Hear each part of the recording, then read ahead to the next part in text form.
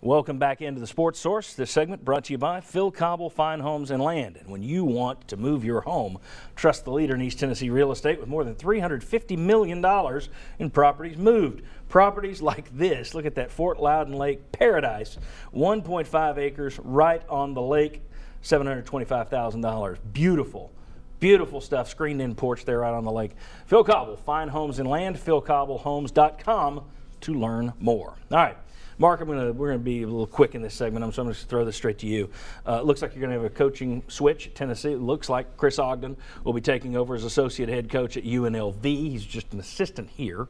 A lot of people have been wondering, why do you take a lateral move or a drop down? Why do you go from Tennessee to UNLV?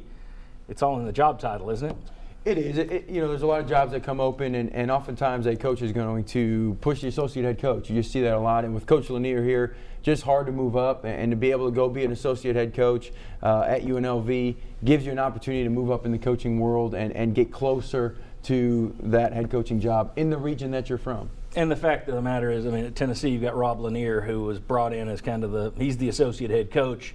He's the guy that's been a head coach for 4 or 5 years before arriving here.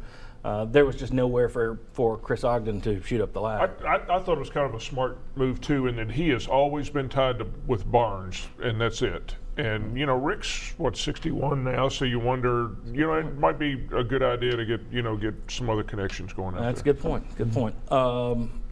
I thought that I may be the first person to think this, but I came in today and mentioned it, and everybody said, no, I wondered about that, too.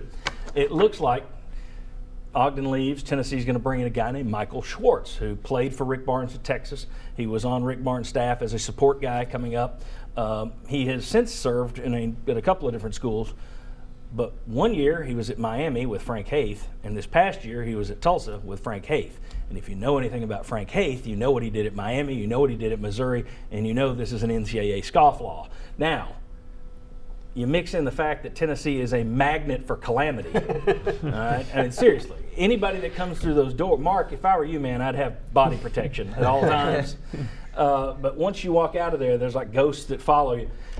Any concern that Tennessee would go after a guy, an assistant? And, Rick Barnes knows the guy, obviously. But any concern that Tennessee would get a guy who's got 2 connections to Frank Haith? It did pop into my mind, I'm not going to lie, but my concern goes out the window when you see that he works for Rick Barnes. I think Rick Barnes, his character, his track record, just holds so much more weight than that. What other thing I was looking at is just from a recruiting standpoint. I believe recruiters can recruit, but I also think there's some benefit in having just more guys from this region that have recruited this region more. He spent a lot of time out in California, but everything I've heard about him, that he is a really, really good coach, and I think knowing Barnes' system will be a help for the program. Anybody else? I went back and looked at the Haith stuff at Miami, and Michael Schwartz was the one assistant coach who was given a clean bill of health there. And I think there he was the director of basketball operations? Yep. Yeah. Okay, very good. Thank you, Mike Strange. When we come back, we will talk about Butch Jones and the throw game. You may have some thoughts from last year's passing game that will get a little illumination today. Some things where you go, oh, yeah, I was right. That's coming up. Some really interesting numbers. When and where does Tennessee throw the ball? Also, that 65% completion target. Why Tennessee isn't going to hit that. And we'll talk about the last UT team that did. Come on back on the Sports Source.